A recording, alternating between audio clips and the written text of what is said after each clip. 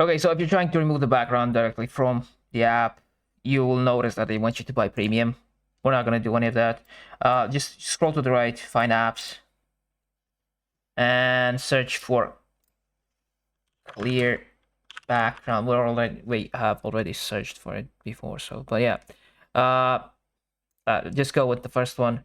There's a bunch of apps, they all do the same thing. They're all free. I haven't tested all of them, but I assume they have, all of them are fine. So anyway, we'll just go with the first option.